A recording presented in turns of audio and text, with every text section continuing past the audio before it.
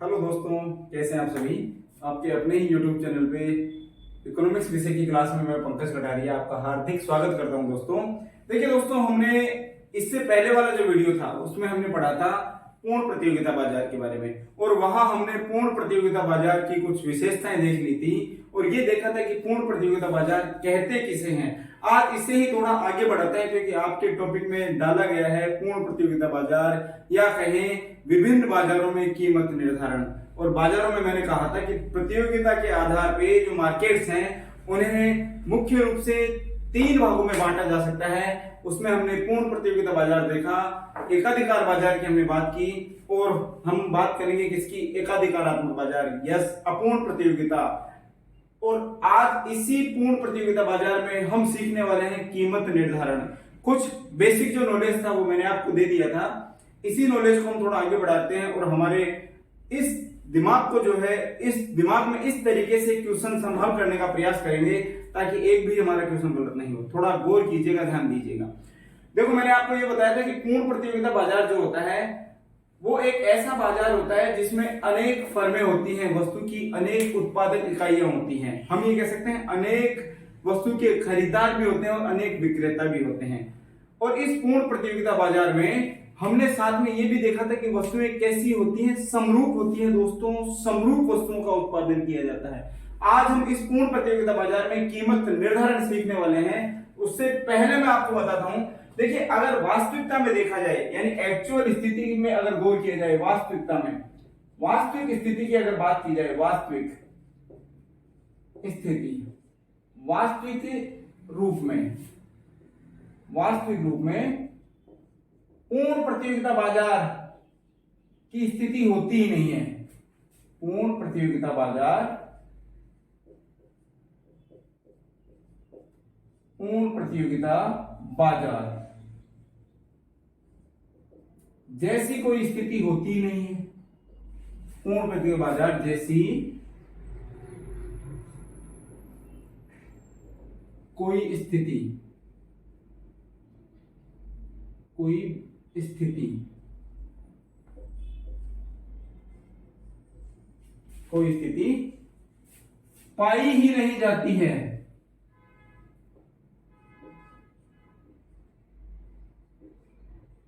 जाती है, समझिएगा इसको। हमने कहा कि वास्तविक रूप में अगर देखा जाए तो पूर्ण प्रतियोगिता बाजार जैसी कोई अवस्था होती ही नहीं है। तो फिर सर इसको पढ़े क्यों? देखिए, हमने ये कहा कि प्रतियोगिता के आधार पर बाजारों को तीन भागों में बांटा गया है, लेकिन जब वास्तविक जगत में देखते हैं तो ऐसी कोई स्थिति ही नहीं होती है जिसे हम पूर्ण प्रतियोगिता बाजार कह सकें। स्थिति होती है इसके बाद की स्थिति, यानी या तो एकाधिकार बाजार की या फिर अपूर्ण प्रतियोगिता बाजार की, ये वास्तविक स्थितियां होती हैं। हम एकाधिकार बाजार, जैसे कि बाजार को डिवाइड किया गया उसी के हिसाब से हमें पढ़ना तो पड़ेगा और आपके प्रश्न भी आएंगे। तो हम एकाधिकार बाजार की बात बाद में करेंगे, पहले इस पूर्ण प्रतियोगिता बाजार में ये देखते हैं कि कीमत का निर्धारण होता कैसे है। समझिएगा, मैंने आपको ये बताया था कि इस पूर्ण प्रतियोगिता बाजार में जो फर्म होती है, वस्तु की जो उत्पादक इकाइयां होती हैं, फर्म, वो कीमत स्वीकारक होती है। फर्म कीमत स्वीकारक होती है, स्वीकारक। इस कहने का अभिप्राय यह है कि पूर्ण प्रतियोगिता बाजार में फर्में जो होती हैं वो कीमत स्वीकारक होती हैं। कीमत स्वीकारक का मतलब होता है कि यहां फर्मों को कीमत निर्धारित करने की कोई अथॉरिटी, कोई अधिकार नहीं होता है। फर्में सिर्फ जो कीमत पहले निर्धारित हो चुकी है उस पर अपना माल बेच सकती हैं, और बेचने की उन्हें आजादी रहती है। चाहे जितना माल बेचे, कोई परेशानी नहीं होती। इस बाजार में फर्म सिर्फ और सिर्फ कीमत स्वीकारक होती है। कौन से बाजार में? पूर्ण प्रतियोगिता बाजार में। फिर हमने ये देखा कि ये जो बाजार है जिसमें हमने पूर्ण प्रतियोगिता बाजार कहा था, इस बाजार में कीमत का जो निर्धारण होता है, कीमत का निर्धारण, कीमत का निर्धारण, इंपोर्टेंट लाइन है ये दोस्तों, समझिएगा। कीमत का निर्धारण, इस बाजार में कीमत का जो निर्धारण होता है, निर्धारण फर्म द्वारा, यानी फर्मों द्वारा, फर्म ना लिखे फर्मों द्वारा करें, फर्मों द्वारा की गई कुल पूर्ति, पूर्ति तथा क्रेताओं द्वारा क्रेताओं का मतलब बायर्स, खरीदार। इस बाजार में कीमत का निर्धारण फर्मों द्वारा की गई कुल पूर्ति तथा क्रेताओं द्वारा की गई कुल मांग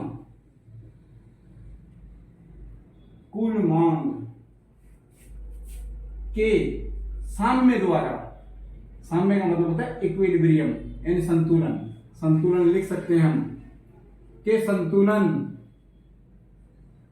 इस बाजार में कीमत का निर्धारण फर्मों द्वारा की गई कुल पूर्ति तथा क्रेताओं द्वारा की गई कुल मांग के साम्य यानी संतुलन द्वारा होता है। समझिएगा इसको, यानी ये जो बाजार है जिसे आप पूर्ण प्रतियोगिता बाजार कहते हैं, इसमें फर्म कीमत निर्धारक नहीं होती है, तो फिर कीमत निर्धारक होती कौन है? हमने कहा एक बाजार में जितने भी फर्में हैं, जितनी भी उत्पादक इकाइयां हैं, उनके द्वारा कुल पूर्ति कितनी की गई है तथा जितने भी क्रेता हैं उनके द्वारा कुल मांग कितनी की गई है। कुल मांग नहीं लिखा हमने, मांग लिख दीजिए। मांग के साम्य द्वारा यानी मांग के साम्य द्वारा संतुलन होता है। ठीक है, अब इसको समझिएगा, ये संतुलन मांग और पूर्ति है क्या चीज, इसको समझना है। देखिए मैं कहूं, मैंने आपको मांग वक्र बनाना सिखाया था और पूर्ति वक्र भी सिखाया था। ये मांग वक्र हमारा स्थिति ये है। ये जितने भी इकोनॉमिक्स के वक्र बनेंगे वो इसी तरीके से बनेंगे। हमने देखा था ये मांग वक्र, और बाएं से दाएं गिरता हुआ डीडी, ऊपर की तरफ बढ़ता हुआ एस एस सप्लाई वक्र, हमने कहा पूर्ति वक्र एस एस। ये दोनों जहां पर एक दूसरे को काटेंगे, ये दोनों जहां पर एक दूसरे को काटेंगे और जिस बिंदु पर काट रहे हैं उसको हमने नाम दे दिया ई बिंदु। ई बिंदु समझिएगा, जिस बिंदु पर ये एक दूसरे को काट रहे हैं उसको हमने नाम दिया ई बिंदु। इस बिंदु पर फर्मों द्वारा की गई कुल पूर्ति या supply, total supply, aggregate supply जो होती है उसकी बात कर रहे हैं, और कुल क्रेताओं द्वारा की गई मांग यानी जिसे डीडी हमने नाम दिया है, ये जहां पर बराबर है उस बिंदु को हम ई बिंदु कहेंगे। और इस बिंदु पर जो कीमत निर्धारित होगी, देखो मांग की शक्ति यानी मांग वक्र जो है और पूर्ति की शक्ति यानी पूर्ति वक्र जो है, जहां पर एक दूसरे के बिल्कुल संतुलन में है, बराबर है, उस बिंदु पर कीमत का निर्धारण कर दिया जाएगा और ये बिंदु होगा पी बिंदु। यहां हमने हमेशा हम क्या लिखते हैं आपको पता है, और हमेशा हम इस अक्ष पे लिखते हैं जब भी मांग और पूर्ति की बात आती है, तो यहां हम देते हैं कीमत, और ये जो ओ एक्स अक्ष है इस पे दोस्तों हम देते हैं मात्रा। ओके, तो हमने कीमत का निर्धारण कहां पे किया? पूर्ण प्रतियोगिता बाजार में, जिस बिंदु पर मांग और पूर्ति एक दूसरे के बिल्कुल बराबर है, और बराबर कहां पर होंगी? जहां पर मांग वक्र पूर्ति वक्र को काटता हो, यानी जहां पर दोनों एक दूसरे को काटते हो, उस स्थान पर मांग और पूर्ति एक दूसरे के बराबर हो जाती है, और उसी स्थान पर संतुलन कीमत, साम्य कीमत का निर्धारण हो जाता है। साम्य कीमत, देखिए पूर्ण प्रतियोगिता बाजार में जो साम्य कीमत निर्धारित हो रही है वो किसके अनुसार? हमने कहा मांग और पूर्ति की शक्तियों के अनुसार निर्धारित होती है। अब ये जो कीमत निर्धारित हुई है मांग और पूर्ति की शक्तियों के अनुसार, इस पर एक फर्म चाहे जितना माल मार्केट में बेच सकती है, किस कीमत पर? जो कीमत संतुलन कीमत कहलाती है उस पर। That is clear? ठीक है, आगे चलते हैं। देखिए एक अर्थशास्त्री हुए हैं मार्शल, प्रोफेसर मार्शल, इसको हम थोड़ा कॉलम में कवर कर लेते हैं ताकि अलग दिखे। ये प्रोफेसर मार्शल इकोनॉमिक्स में एक अर्थशास्त्री हुए हैं मार्शल, महत्वपूर्ण अर्थशास्त्री हैं। और ये मार्शल जो है उन्होंने पूर्ण प्रतियोगिता बाजार में कीमत निर्धारण में समय के तत्व यानी समय तत्व के महत्व को उजागर किया था। मार्शल ने कीमत निर्धारण हम पूर्ण प्रतियोगिता बाजार की बात कर रहे हैं, कीमत निर्धारण में समय तत्व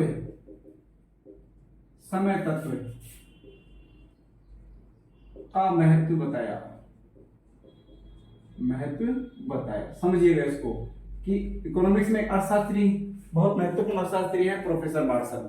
ये जो मार्शल है इन्होंने कीमत निर्धारण में समय तत्व, ये जो यानी टाइम जो होता है, उसके महत्व को उजागर किया था पूर्ण प्रतियोगिता बाजार में। और इन्होंने ये कहा कि समय 3-4 प्रकार का होता है। इन्होंने समय का विभाजन 4 प्रकार से किया है। सुनिए, पूर्ण प्रतियोगिता बाजार में कीमत निर्धारण के लिए मार्शल ने समय को ये 4 रूप बताए हैं। हम ये कह सकते हैं, एक तो अति अल्पकाल, अति अल्पकाल। दूसरा बताया इन्होंने अल्पकाल। तीसरा इनके द्वारा बताया गया दीर्घकाल, और लास्ट मार्शल ने बताया अति दीर्घकाल।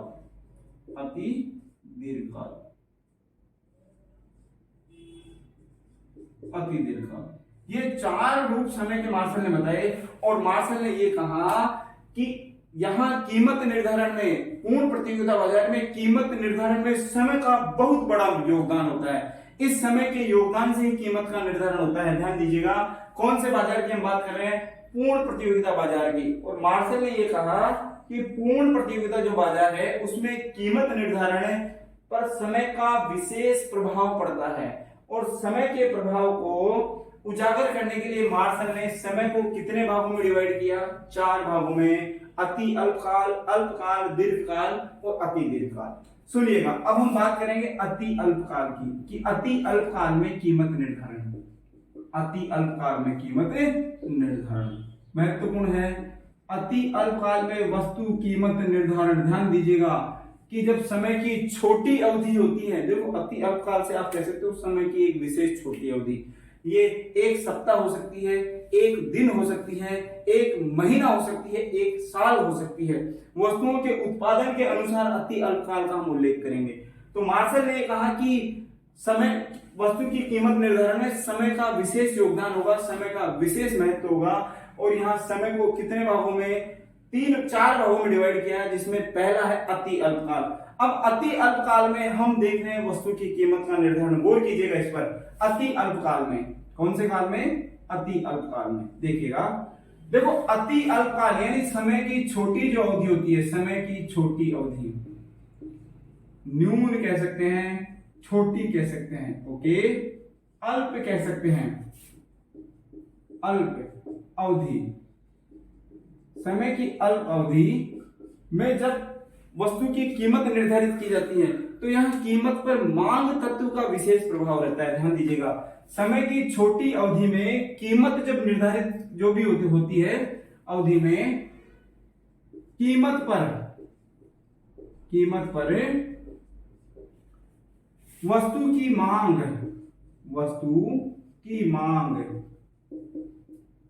का विशेष प्रभाव रहता है। समझिएगा, यानी समय की जो छोटी अवधि होती है ना, उसमें वस्तु की कीमत जो निर्धारित होती है उस पर किसका विशेष प्रभाव होगा? मांग का। पूर्ति का विशेष प्रभाव नहीं होगा, यहाँ कीमत इफेक्ट होगी, कीमत घटेगी, बढ़ेगी, किसकी वजह से? मांग की वजह से। ध्यान दीजिएगा, क्यों? क्योंकि समय की जो छोटी अवधि होती है उसमें मांग के अनुसार इस अवधि में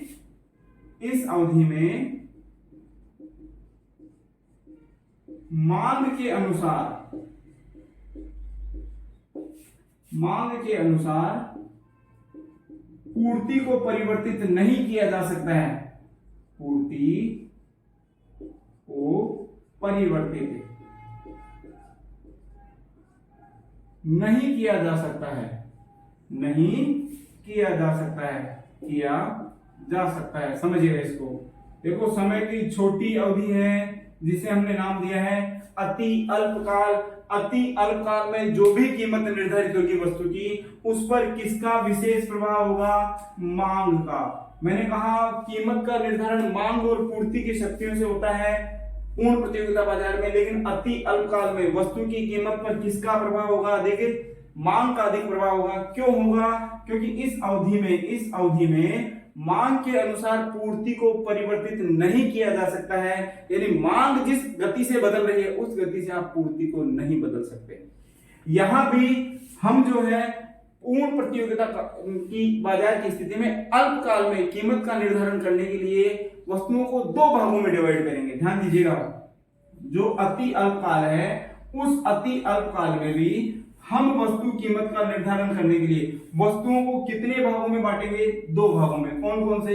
एक होती है शीघ्र नाशी वस्तुएं, शीघ्रनाशी, शीघ्रनाशी। दूसरी होती है टिकाऊ, टिकाऊ।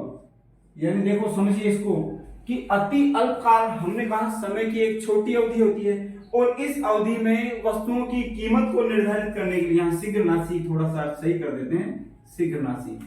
हमने कहा अति अल्पकाल, समय की छोटी अवधि होती है और इस छोटी अवधि में वस्तु की कीमत का निर्धारण करने के लिए वस्तुओं को दो भागों में बांटा गया है, शीघ्रनाशी वस्तुएं, वस्तुएं और कौन सी, टिकाऊ वस्तुएं, टिकाऊ वस्तुएं। ओके, समझिएगा।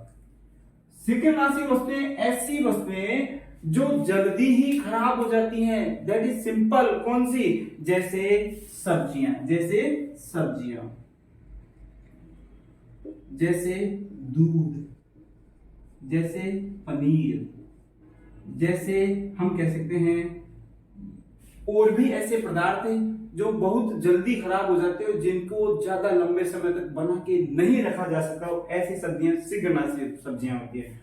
और इन सब्जियों की कीमत पर किसका प्रभाव अधिक होता है, पूर्ति का प्रभाव अधिक होता है। समझिएगा कैसे, देखो इन वस्तुओं की कीमत जो होती है, मांग अगर बढ़ जाती है, इन वस्तुओं की अगर मांग बढ़ जाती है, मांग प्लस हो गई, तो इनकी पूर्ति में ज्यादा परिवर्तन नहीं किया जा सकता, पूर्ति स्थिर रहती है, पूर्ति स्थिर रहती है, स्थिर होती है। कौन सी वस्तुओं में, शीघ्रनाशी वस्तुओं में। समझिएगा इसको कि अगर मांग बढ़ भी जाए तो भी यहाँ पूर्ति नहीं बढ़ाई जा सकती। जैसे मैं कहूं दूध जो है, अरे आप कितना दूध बढ़ा दोगे, अगर मान लीजिए शादियों का सीजन आ गया, दूध की सिंपल सी बात है मांग बढ़ेगी, लेकिन उस मांग के अनुसार पूर्ति नहीं बढ़ाई जा सकती। अगर पूर्ति नहीं बढ़ेगी, मांग बढ़ रही है, पूर्ति नहीं बढ़ रही, तो हम ये कह सकते हैं ऐसी अवस्था में क्या होगा, ऐसी अवस्था में उस वस्तु की कीमत बढ़ जाएगी। इसको हम एक रेखा चित्र से समझ सकते हैं, देखिएगा कैसे।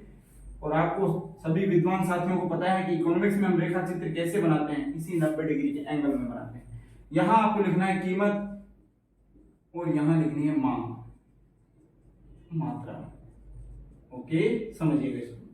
देखो हमने कहा किसी समय वस्तु की कीमत, ये मान लीजिए पूर्ति की बात करें, मान लीजिए मांग ये है किसी समय वस्तु की, पूर्ति कितनी है, पूर्ति इतनी है, और जहां पर ये एस एस वक्र है और ये डी डी वक्र है, जहां पर दोनों एक दूसरे को काटेंगे वहां क्या निर्धारित हो जाएगी, हमने कहा वहां पर कीमत निर्धारित हो जाएगी। और काट कहां रहे हैं, इस बिंदु पर, जिस बिंदु को हमने ई बिंदु नाम दिया है। ई बिंदु पर मांग और पूर्ति वक्र एक दूसरे को काट रहे हैं। अब आप कहेंगे सर आपने तो ये जो मांग पूर्ति वक्र है, यहां थोड़ी देर पहले आपने बनाया था किस तरीके का, इस तरीके का हम कह सकते हैं बाएं से दाएं ऊपर की तरफ बढ़ता हुआ। अब आपने बिल्कुल खड़ी रेखा बना दी, क्यों बनाई ये समझो। यहां यही समझाना चाह रहा हूं मैं आपको कि जो भी शीघ्रनाशी वस्तुएं होती हैं, इन वस्तुओं की अवस्था में अगर मांग बढ़ भी जाती है तो पूर्ति को नहीं बढ़ाया जा सकता, पूर्ति स्थिर हो गई है। और पूर्ति कहां, क्यू बिंदु पर, यानी वस्तु की अगर मांग भी बढ़ जाएगी तो पूर्ति ओ क्यू ही रहेगी, पूर्ति में कोई बदलाव नहीं होगा। अब इसको अगर हम समझते हैं, देखो किसी समय अगर मान लीजिए मांग बढ़ गई और मांग बढ़कर मांग वक्र पहले डी था, डी से हो गया D1। मैंने कहा शीघ्रनाशी वस्तुओं में अचानक पूर्ति नहीं बढ़ाई जा सकती है, पूर्ति स्थिर रहेगी। पूर्ति वक्र कैसा रहेगा, लंबवत रहेगा। जो एस एस वक्र है, एस एस वक्र वो कैसा रहेगा, लंबवत। आप ये भी कह सकते हैं ओ वाई अक्ष के समानांतर, ये आप कह सकते हैं ओ वाई अक्ष के समानांतर। किस अवस्था में, हम कहेंगे शीघ्रनाशी वस्तुओं की अवस्था में। तो जो शीघ्रनाशी वस्तुएं होती हैं, इस अवस्था में देखो पूर्ति वक्र होगा वो है, पूर्ति वक्र में कोई परिवर्तन नहीं हो रहा है। क्यों नहीं हो रहा है, क्योंकि जैसे ही मांग बदल रही है पूर्ति में कोई बदलाव नहीं हो रहा है। पूर्ति वक्र वैसे की वैसे लंबवत, और लंबवत का मतलब होता है ओ वाई अक्ष के समानांतर सीधी खड़ी रेखा के रूप में बना हुआ है। अगर मान लीजिए पहले की जो मांग थी वो डी थी, अगर मांग बढ़ जाए और बढ़कर कहां जाएगा, ये मैंने आपको मांग वक्र में पहले ही सिखा दिया था कि अगर मांग बढ़ती है तो मांग वक्र पहले वाले वक्र की तुलना में दाहिनी तरफ ट्रांसफर हो जाता है। और हमारा मांग वक्र बढ़कर कहां चला गया, ये लीजिए पहले वाले वक्र की तुलना में कहां, दाहिनी तरफ शिफ्ट होकर डी से डी D1 हो गया। इस बिंदु पर जहां पर मांग और पूर्ति वक्त एक दूसरे को काट रहे हैं, और वो बिंदु कौन सा होगा? E1 बिंदु। देखो इस बिंदु पर जो कीमत निर्धारित होगी, जो कीमत निर्धारित होगी वस्तु की, वो आपको स्वयं को नजर आ रहा है पहले वाली कीमत से क्या है? बढ़ी हुई कीमत है, और ये हो जाएगी P1। तो यहां इतना समझना है आपको कि जो शीघ्रनाशी वस्तुएं होती हैं, उन वस्तुओं की अवस्था में पूर्ति वक्र किस प्रकार का होता है? लंबवत होता है। लंबवत का मतलब होता है कि पूर्ति वक्र किस अवस्था में होता है? ओ वाई अक्ष के समान सीधी खड़ी रेखा के रूप में होता है। और यहां से क्वेश्चन भी बनता है। और क्वेश्चन किस तरीके से बनता है? क्वेश्चन बनने का तरीका ये रहता है कि शीघ्रनाशी वस्तुओं की अवस्था में, शीघ्रनाशी वस्तुओं की अवस्था में अति अल्पकाल में कीमत निर्धारण के समय पूर्ति वक्र की आकृति होती है। तो पूर्ति वक्र की आकृति कैसी होगी? ओ एक्स अक्ष के समानांतर लंबवत आकृति होगी। क्लियर है? अब मैं आपको थोड़ा और समझा देता हूं किसके बारे में? हम कहें टिकाऊ वस्तुओं के बारे में। टिकाऊ वस्तुओं के बारे में थोड़ा ध्यान दीजिएगा। टिकाऊ वस्तुएं देखिएगा एक बार, अल्पकाल को बाद में समझेंगे, थोड़ा पहले टिकाऊ वस्तुओं में कीमत निर्धारण समझ लेते हैं। टिकाऊ वस्तुएं देखिए, टिकाऊ वस्तुएं मैंने आपको बताया किस तरीके की होती हैं। टिकाऊ वस्तुओं को हम ये कह सकते हैं कि ऐसी वस्तुएं होती हैं जो जल्दी खराब नहीं होती हैं, जल्दी खराब नहीं होती हैं। इनका स्टॉक कुछ मात्रा में बनाया जा सकता है। ऐसी वस्तुओं को हम टिकाऊ वस्तुएं कहते हैं। और टिकाऊ वस्तुओं की स्थिति में होता क्या है? टिकाऊ वस्तुओं की स्थिति में देखिए, कीमत निर्धारण पे कुछ मात्रा में प्रभाव पूर्ति का भी होता है, कुछ मात्रा में। समझिएगा, हमने कहा ये हम एक रेखा चित्र बना रहे हैं, ये तो किन वस्तुओं के लिए? शीघ्रनाशी वस्तुओं के लिए। अब हम बनाएंगे कौन सी वस्तुओं के लिए? टिकाऊ वस्तुओं के लिए। टिकाऊ वस्तुएं। और टिकाऊ वस्तुएं मैंने आपको बता दिया है कि ये वस्तुएं जल्दी खराब नहीं होती हैं। एज एग्जांपल हम कह सकते हैं जैसे टीवी, जैसे फ्रिज, जैसे आप ये कह सकते हो वस्त्र। ये सारी क्या है? टिकाऊ वस्तुएं हैं। घरेलू उपयोग की है परंतु टिकाऊ है। टिकाऊ से मतलब क्या है? इनको लंबे समय तक बना के रखा जा सकता है। और इस अवस्था में ऐसी वस्तुओं के लिए जो अति अल्पकाल की स्थिति होती है, अति अल्पकाल की जो स्थिति होती है, उसमें कीमत निर्धारण पर किसका प्रभाव होता है? देखिए बेसिकली तो प्रभाव किसका होगा? मांग का प्रभाव ज्यादा होगा। मांग का प्रभाव। क्यों मांग का प्रभाव ज्यादा होगा? कारण क्या है? क्योंकि समय कैसा है? अति अल्पकाल है। अति अल्पकाल है, और अति अल्पकाल में पूर्ति पूरी तरीके से नहीं बदली जा सकती है। अति अल्पकाल में क्यों? क्योंकि समय की छोटी अवधि है, तो पूर्ति पूरी तरीके से नहीं बदली जा सकती है। यहां मांग का प्रभाव भी अधिक होगा। मांग का प्रभाव अधिक होगा। मांग का प्रभाव अधिक होगा किसमें? कीमत निर्धारण में। परंतु कुछ मात्रा में पूर्ति को मांग के अनुसार बदला जा सकता है।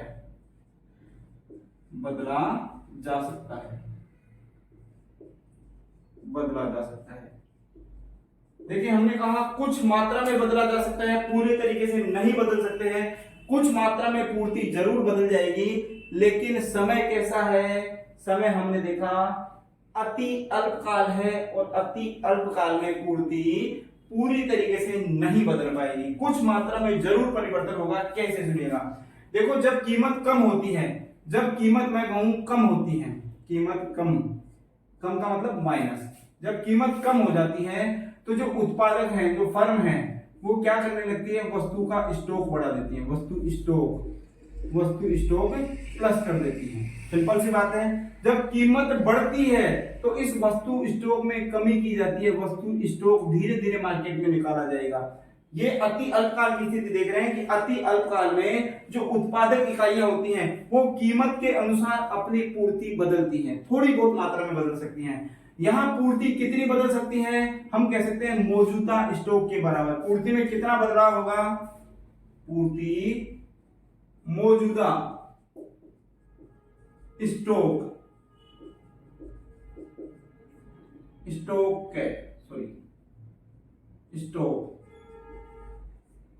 की मात्रा तक बदली जा सकती है।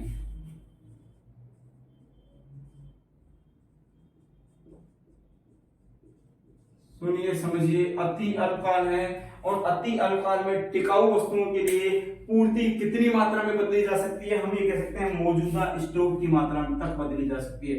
स्टॉक का मतलब ये है कि जब वस्तु की कीमत कम हो जाती है तो फर्में उत्पादन बंद नहीं करती हैं, फर्में उस वस्तु को जो बना रही हैं उसको कुछ मात्रा में अपने गोदामों में स्टॉक कर लेती हैं, जिसको वह जब कीमत बढ़ती है उस समय निकालने का प्रयास करती हैं। इस अवस्था में कीमत का निर्धारण कैसे होता है सुनिएगा, ये हमारी वही स्थिति है, वही रेखा चित्र वैसा ही बनाएंगे, कोई अंतर नहीं होगा। सुनिए, वही 90 डिग्री के एंगल में बनेगा। यहां आपको लिखना है कीमत और यहां लिखनी है मात्रा, ठीक है। देखो हमने कहा ये हमारा मांग वक्र है, प्रारंभिक मांग वक्र। जैसे जैसे मांग बढ़ेगी, देखिए ये हमारा पूर्ति वक्र है। किस अवस्था में, मैंने कहा थोड़ी बहुत पूर्ति बढ़ाई जा सकती है। किस अवस्था में, इस अवस्था में, ये आपने अवस्था देखी टिकाऊ वस्तुओं की अवस्था में थोड़ी बहुत पूर्ति बढ़ेगी, लेकिन एक मात्रा के बाद पूर्ति बढ़ना बंद हो जाएगी। इस मात्रा को हम कहेंगे कि इस अवस्था में, टिकाऊ वस्तु की अवस्था में भी एक मात्रा के बाद पूर्ति वक्र वैसा ही लंबवत हो जाएगा जैसा शीघ्रनाशी वस्तु में था। मैंने कहा मान लीजिए ये हमारा डी वक्र है, डी, और ये एस वक्र है, एस सप्लाई वक्र है, ओके। किसी समय वस्तु की कीमत P निर्धारित हो रही है और P कहां निर्धारित हो गई, जहां मांग और पूर्ति वक्र एक दूसरे को काट रहे हैं। अगर मान लीजिए मांग बढ़कर कितनी हो जाए, डी हो गई, D1 डी से D1 हो गई, ऐसा मान लीजिए D1, फिर जब D1 हुई है तो यहां पर देखो कीमत पहले की तुलना में बढ़ गई है और बढ़कर कितनी हो गई, P1। कीमत बढ़ गई, क्यों बढ़ी, क्योंकि मांग के अनुसार पूर्ति नहीं बदल पा रही है। मांग जितनी बढ़ रही है, अरे मांग देखो पूरा मांग वक्र बदल गया, डी से D1 हो गया, मांग वक्र बदल गया है, लेकिन पूर्ति उस मात्रा में नहीं बढ़ पा रही है। एक अवस्था के बाद मान लीजिए मांग और बढ़ती जाए, यहां मांग बढ़कर कितनी हो गई, D2 हो गई, ये लीजिए D2 और मांग बढ़ेगी तो आपको पहले से ही पता है कि मांग वक्र कहां चलता जाएगा, अपने पहले वाले वक्र के दाहिनी तरफ गति करता जाएगा और मांग बढ़कर कहां चला गया, मांग वक्र D2 हो गया। इस बिंदु पर पूर्ति कितनी है, पूर्ति कितनी है, ये लीजिए OQ2 मात्राओं की है, OQ2 मात्रा। पहले वाले बिंदु पर पूर्ति कितनी थी, OQ थी।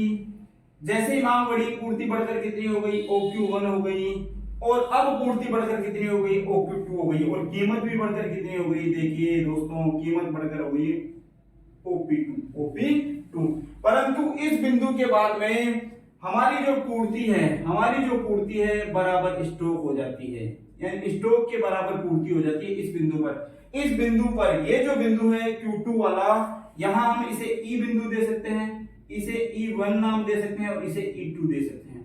यानी E2 के बाद अगर कीमत और बढ़ती जाती है, हम कहें मांग और बढ़ती जाती है, तो इस बढ़ती हुई मांग के अनुसार पूर्ति नहीं बढ़ाई जा सकती। क्यों, क्योंकि जो हमारे पास स्टॉक था उस स्टॉक की टोटल पूर्ति हमने कर दी है, अब फर्में और पूर्ति नहीं बढ़ा सकती। अब जो पूर्ति वक्र है वो देखिए कैसा हो जाएगा, पहले वाले वक्र के समान ही हम कह सकते हैं। जैसे पहले वक्र लंबवत था पूर्ति वक्र, वैसे ही अब पूर्ति वक्र कैसा हो जाएगा, ये लंबवत हो जाएगा और ये अवस्था बन जाएगी, ये अवस्था बन जाएगी। हमारा पूर्ति वक्र अब कैसा हो गया है, लंबवत हो गया है, पहले वाले वक्र के समान हो गया है।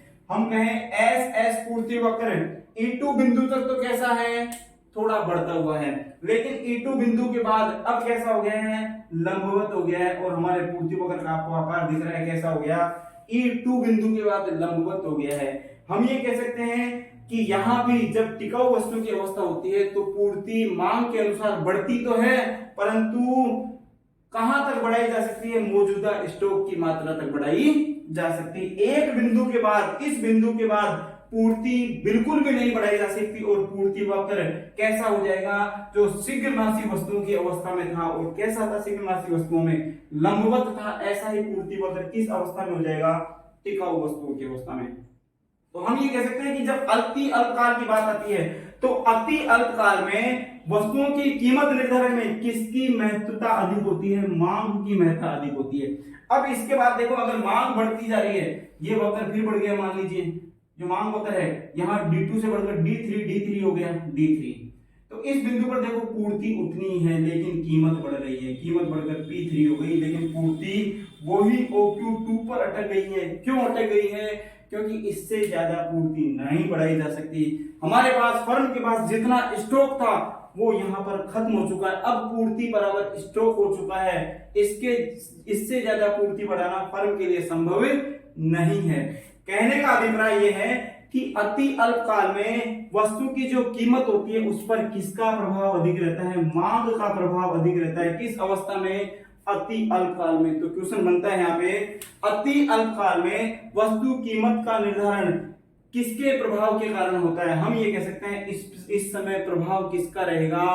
मांग का प्रभाव अधिक रहेगा। ठीक है, तो मैं आपसे एक क्वेश्चन पूछ रहा हूं अभी इस समय, और इसका आप मुझे कमेंट्स बॉक्स में कमेंट्स करके आंसर देंगे कि शीघ्रनाशी वस्तुओं की